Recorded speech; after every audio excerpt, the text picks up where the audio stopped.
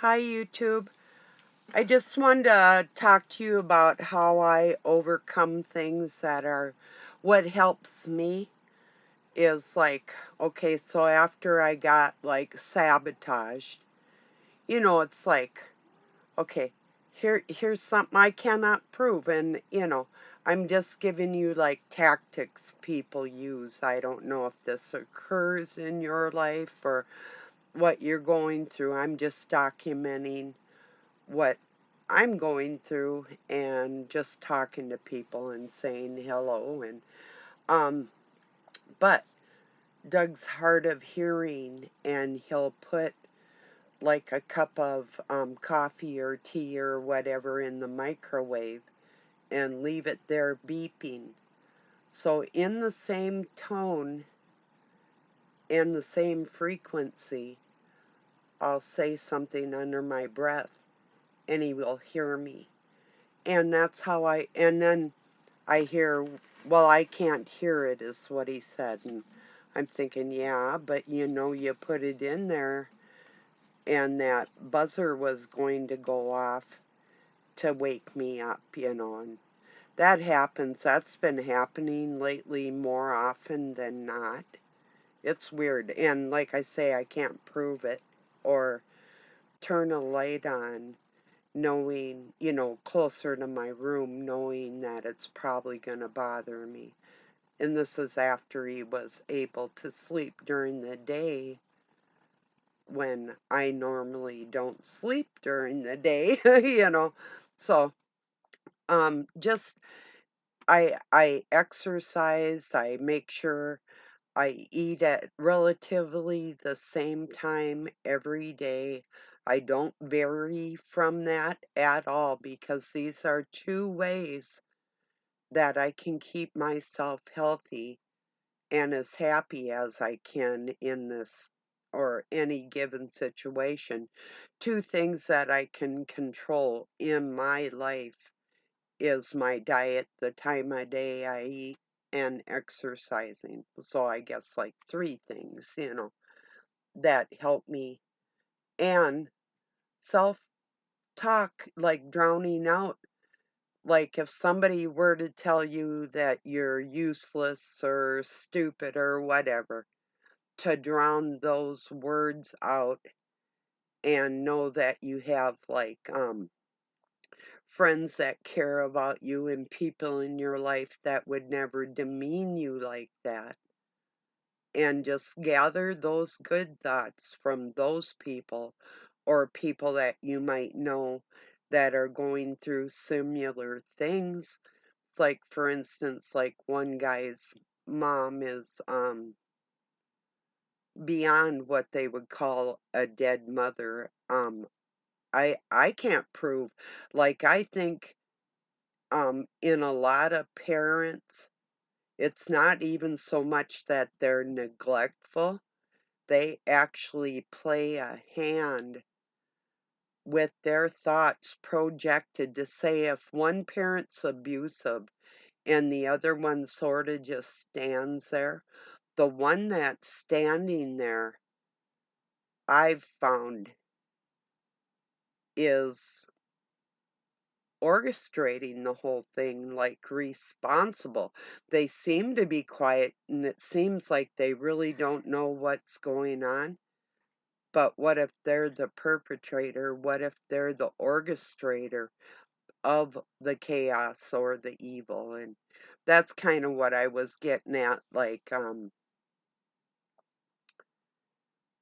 because I've seen this type of thing.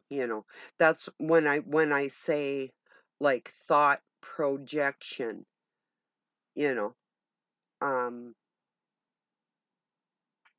it's a real thing. It really is. So, yeah, I just thought I'd get on here a little bit before he changes that pump. Then we'll know, 'cause we have another fresh one. Then we'll know if the sand point's good or bad or whatever. And today I mean, I should care. I care up to a point, but sorta in some ways I really don't. So, I don't know. I mean, I care if he has water, but he could care less how my future ends up. So I have to care about myself. So that's why I say, up to a point.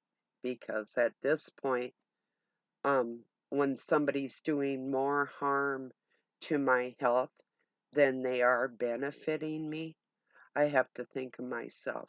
So, and that's why I'm speaking, because I know there's other people going through this, whether they're narcissistic or psychotic or whatever they are, whatever behavior abnormality they have. We can't reason with a mentally handicapped person because their reasoning process isn't the same as a normal person's. And God's the only one, just Christ going in their heart, because I can't prove it's evil, but I know it is. And Christ is the only one who can help them. My hands are tied. I've freaking tried everything. But being nice every day to somebody that's just cold, that I can't do it anymore, you know? I mean, I'll be as kind as possible. As possible. It's not always possible. Even in a normal conversation, things get taken out of context, so you end up talking about something you weren't even talking about.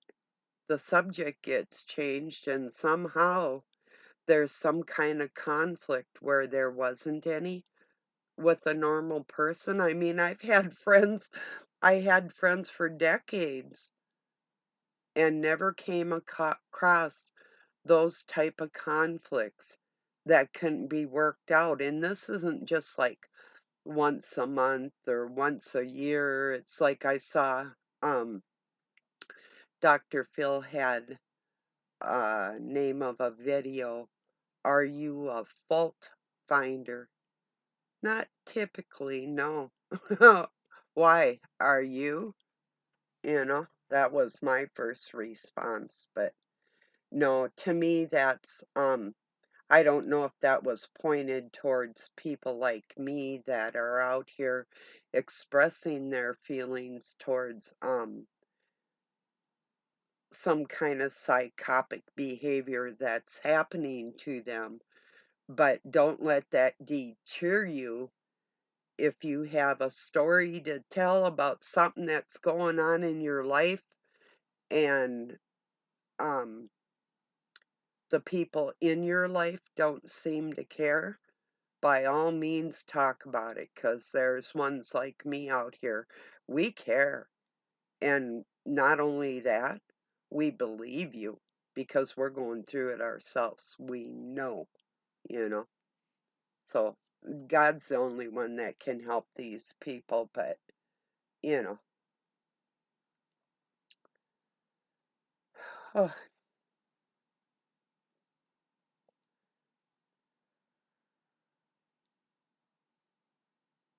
and if it's possible, I'd sure wish it to happen, but I can't keep hoping all the time because my hopes get shattered. It's like build me up. It's that push and pull type thing. Like, I love you today because nobody else is around, or I love you for this half hour, but in the next half hour, I'm going to treat you dirtier than a worst enemy, or say or do things to you that even my enemy wouldn't do to me.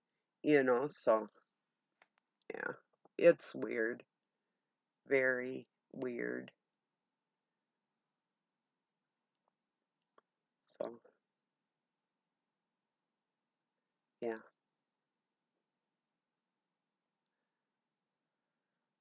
it's like I say, all I can do is exercise and try to keep as happy as I can, and realize that there's other people going through similar things.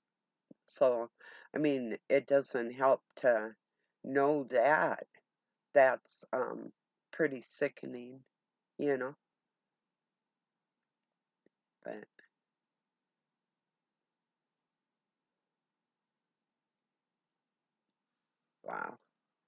I don't know. And then I think to myself, all these liars that can go out there and they're on like disability. I know people that have lied about like back injuries or whatever and ended up getting help in ways that people that don't lie and actually are injured don't get that help. It's like, and you just know they're lying. So,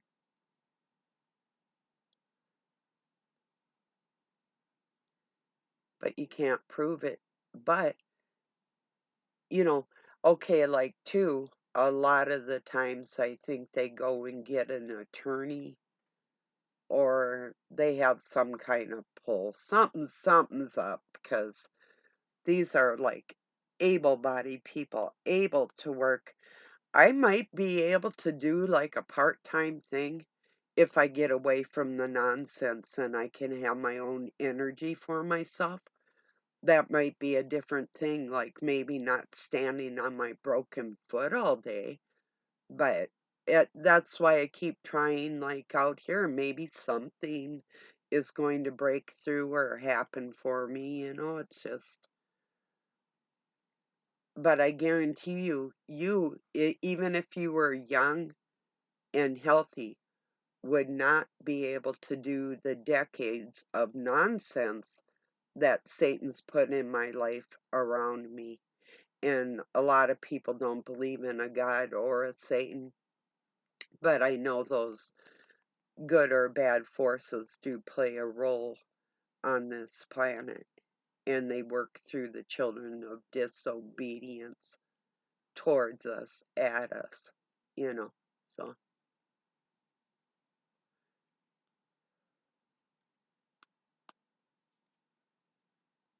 but it is still beyond me how somebody that never had harsh words said to them, not really, and were never abused, were dressed and fed and even coddled could be so narcissistic. Well, maybe that is part of that because I've seen that too, where fathers, daughters, mothers, sons, they can more parental, like like treat the child more like a parent or a spouse than they do a little kid.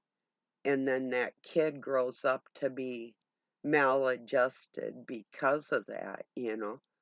But it's just the sicknesses that these people pass on through their families, and I mean, they have adult minds and choices to make just like everybody else.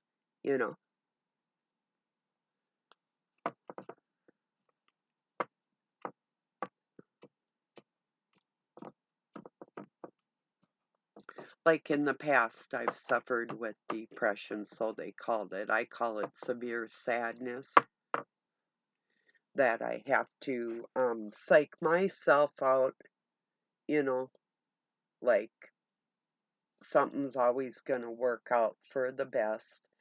In a lot of ways, things do, but it's just like on the relationship thing, I had to put all hope aside because it's hopeless from my viewpoint. Um, there's just nothing there.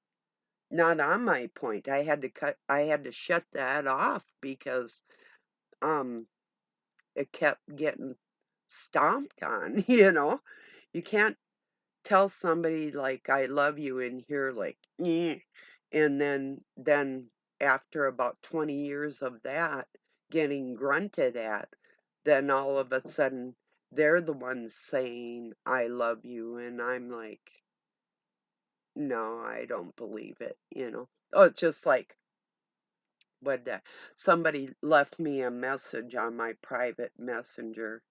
um Hi, baby flower, I think it said. I'm thinking, yeah, I'm about as flower like today as what are those? Venus flytrap. You know, those flesh-eating plants. That's the residue of the narcissist mindset that has infected mine, and I can't do anything about it. Trying to put me in a bad mood when I'm actually not, you know, that type of thing. So I probably need to watch like a comedy or something, you know. But I'm listening to narcissist common phrases decoded. Um, so, and it's longer, but I would have to cut this off. But yeah, the title to it is longer. I'll share it in my community. It's pretty information packed. Um, I mean,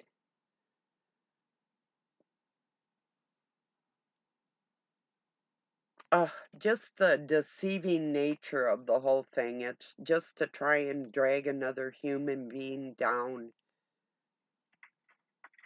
It's just, I'll never get it. I'll never get it.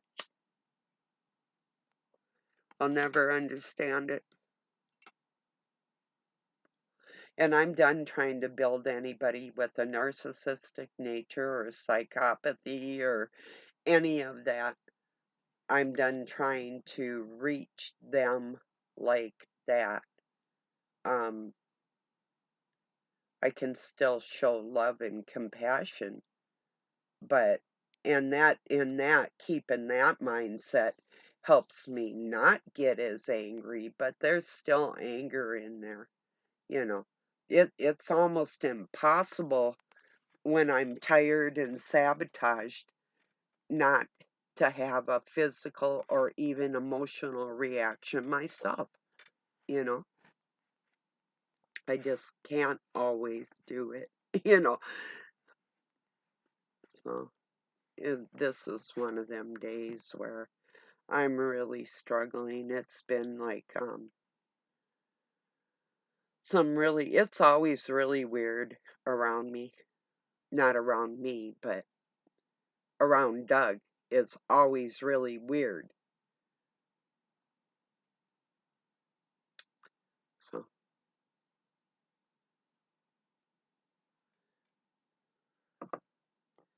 but these are things that I'm even going to have to talk to my doctor about because they want to know, like, how are you doing? And, well, the things I can't prove, the things I can prove, that's enough to render me disabled. And the things that I can't prove that are being done to me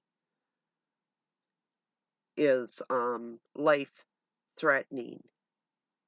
So when you get to a certain age, if you've gone through it all your life, you'll get to the point where it will affect your health.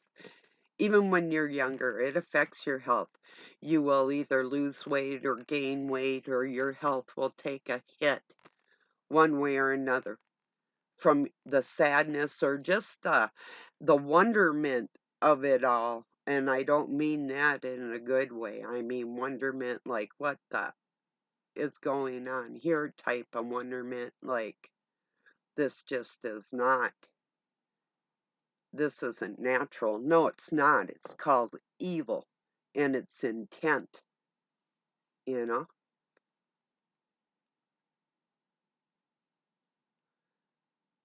So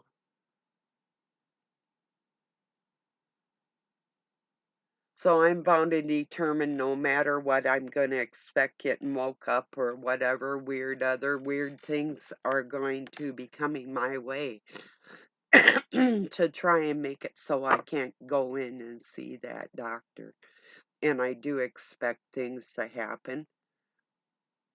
I'll let you know when I get that appointment made. I'm going to call in Monday and make one. And um, but I do expect to have all kinds of weird things happen in between now and then because it isn't anything new. It's just more of the same old, same old, you know? And the thing is, I would be so nice if I was just left alone in a lot of ways, you know? But I'm not allowed to be, you know? It would be like, well, I don't know if there's a truly happy person that can live with a crabbier nature person and not have it affect you, you know, because just the sorrow that it causes, it's almost indescribable. It's hard to explain unless you've lived through it, then you know just what I'm talking about. But yeah, just excuses for people who treat other people poorly to feel better about themselves and to still continue their nasty ways. And if those nasty ways quit, well, they might stop for a day or so, a week, maybe two. I think things kind of will go like even a month where it's like real low key. Like there's some little jibs or some weird little things here and there, but nothing really extreme. So it would make me feel like safe for a while. And then all of a sudden, something extremely strange would happen. You know, I don't. Unbelievable.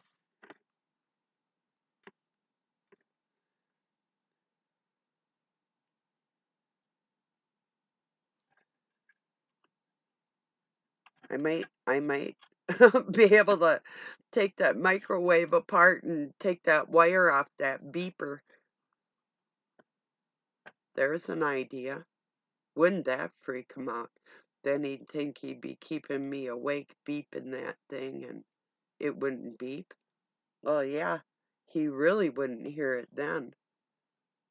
That I could do that. I'm not going to take the time to do that. I'd be more apt at this point in my life to just take it and throw it out of the house.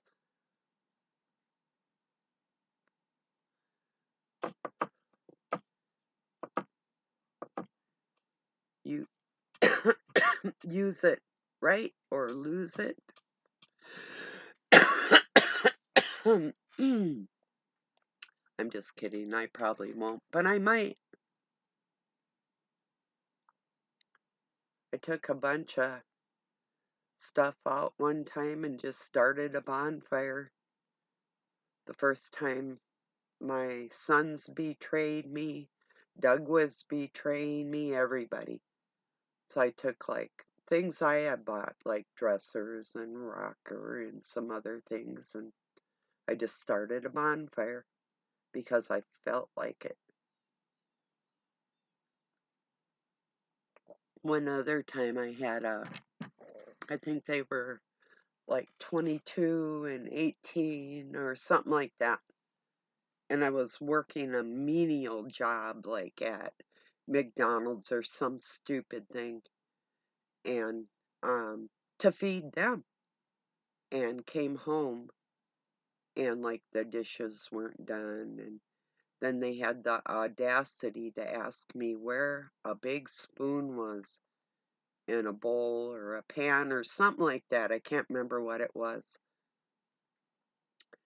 And I took all the silverware and everything that was in the sink and I put it in the garbage can and I took it out and I put it all on the bonfire and I told them if you want something to eat with, you're going to have to go out there and get it and bring it in and wash it and take care of it. Otherwise, I'm going to destroy all of it, you know. So these are not little children I was dealing with, you know. So I had out of the love of my heart, opened my home to adult abusive men. And no more. No more of these creatures. I've had enough. But back to my friend that had a mother that just stood there with her arms crossed while you kids were having the living daylights beat out of you. That's the persona of evil right there. I know. I've seen it. I've experienced it. And you look over there and your mom's just looking like she wanted it to happen. Yeah. She orchestrated this shit. That's what I believe. Or, played a hand in the orchestration. If you're not going to play a hand in breaking somebody's arm that's afflicting something on your child, then you're playing a hand on the other side of the game. And the best we can do is just stay away from them type of people and not seek any revenge. Just try and keep our distance from them and move along with our lives in the happiest manner possible. And it's hard. When your heart's broken, it's hard to move on, especially if it's like from birth until you die, you know? You still have to find your happy moments within your day, regardless of the creatures around you and their inflictions. So, no, in answer to Dr. Phil's question, I'm not fault finding. In fact, I actually am the type of person that will find things to uplift a person. Say, like, if I know somebody's being cheated on and it's a friend of mine, I'm going to stress the point how cute you are. You're freaking adorable, you know. Or if you have a parent that's treating you poorly, I could let you know that there's real moms out on this planet that would have loved you. I know that's not a lot of consolation, but that's the best I can do on that point. But it is true. And that's another topic I wanted to cover. Women are losing their motherhood, they're losing their compassion, their female um, compassion. That should be a natural thing. But yet, all these women are like so cold hearted and driven by other things besides family minded um, interactions or whatever, whether it's work or other people or whatever it is. They're like totally lacking the nurturing instincts of a mom, you know? And I used to just think it was because I was adopted.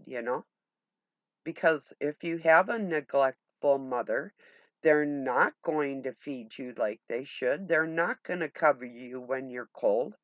I remember my adopted dad coming home and I evidently thrown my bottle because it was full of they used to mix rice cereal and milk and call it pablum, and you can feed your child like that instead of actually having to get out a bowl or something and actually feed your child. But it was sour, and he threw it across the room and started yelling at her. Um, kind of a game between them too, because they both had a lot of narcissistic ways, so it really wasn't for my benefit.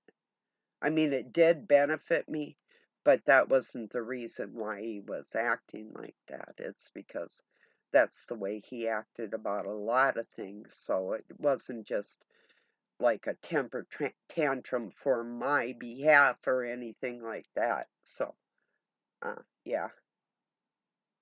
And sometimes when I was younger, I used to think that. And then my heart would get sad because if my mom and dad were arguing, if it had something to do with me and I was involved like that, that type of a scenario, then my heart would get sad because of that. You know, it's like that they were um, regressed creatures. Aliens is what I tell people. I was raised by aliens, and that's about as alien as anything can get to what's natural on this planet, you know?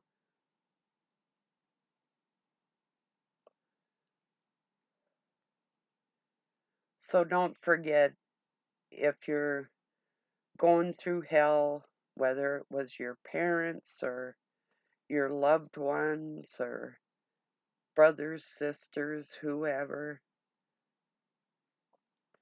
most likely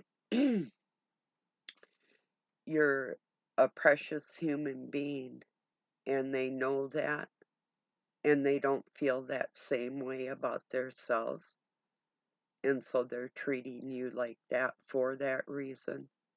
And too, it could be as shallow as they're just so self-centered that none of the psychology that or psyche that goes behind the whole thing may not even occur to them because they don't really care one way or another, you know.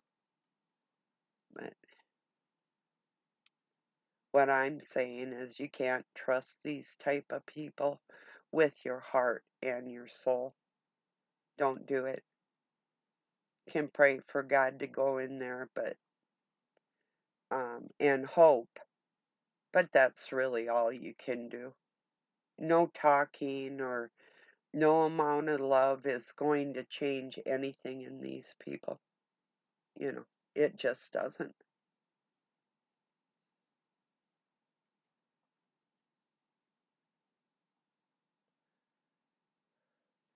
It's possible, like the saying in the scriptures, through all things, or through God, all things are possible.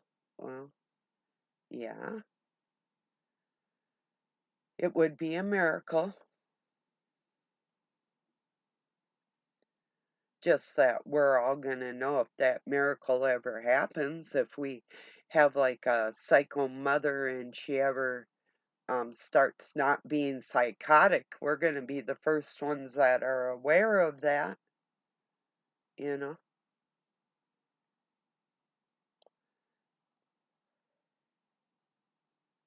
But for thousands of years, these type of people have apparently and supposedly gotten away with all their misdeeds, and they don't ever think anything's going to stop them.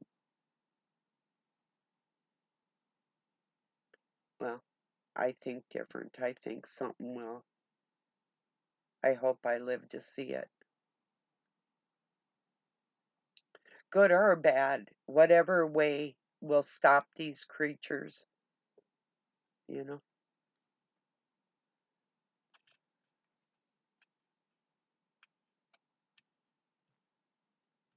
Let's put it this way. I stop my children from getting beat up, and if you take the bull by the horns yourself and step in on that abuse, and the abuser ends up getting hurt because they thought they could get away with that type of shit forever. Surprise, mofo. What'd you learn out of that type of thing? Um, it does work. I mean, it would be a last resort, and it was for me. And that when I started feeling like that, that was the last resort. So, but that's why I'll never go back on my being estranged from Doug. I'll never say that I'm not estranged, and I will never give him the amount of love that I offered him ever again as a human being. Just barely.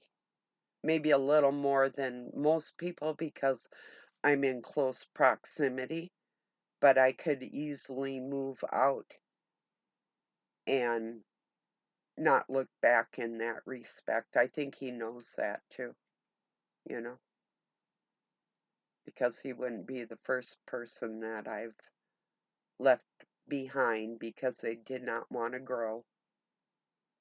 So, and yeah, I'm selective. I'm very selective, you know, but not stupid enough to want to look for another relationship. I wasn't looking for this one when he came pursuing me. I was not looking for anybody. I was spending my days, I lived at a place with a pool.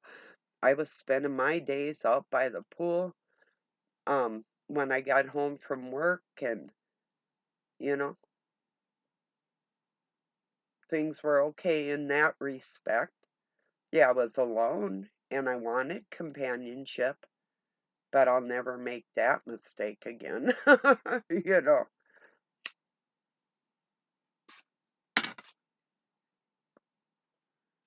no way. I could see myself living like in a tiny house community with other people that lived in tiny houses, and we could like swim and play ping pong and golf and whatever, you know, or go hiking in the mountains if it were somewhere close by mountains, or but not getting letting anybody close, because I had somebody offer that they had a house that they could buy me and whatever, and it's a friend. But it's like, no, we're just friends. We could live next to each other, but that's all I'm looking for is friendship. You know, no more of this personal close um demon demonized energy attachment crap.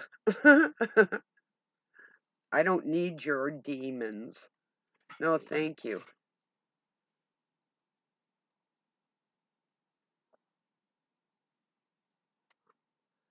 I mean, not that I want anybody to have any, but I'm not going to take them off you for free. If I could, I would. If I could get rid of them, if I could take a demon off somebody and they'd be okay. But it doesn't work like that, because when you get close to somebody that has personality disorders, you can't make any sense out of anything because there is no sensibility there.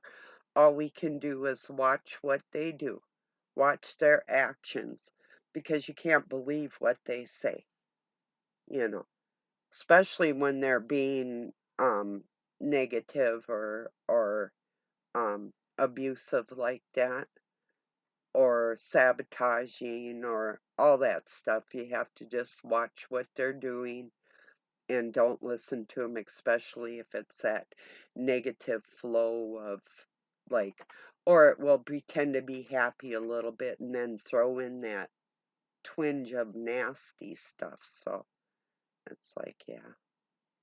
So that's all I wanted to say, how I keep going, and I'm going to remain happy, and I'm not going to get depressed, which is just sorrow anyway. So I'm going to do the best I can do, just remain calm and ask for God's help constantly, because, yeah, that's all I can do right now is rely on the grace of God to work through me and hope for the best, you know. So, okay, everybody, thank you for joining me. Have a beautiful weekend. Appreciate you. You're precious. Peace, everybody, and love from Pine City, Minnesota, USA. Have a good night or day wherever you're at.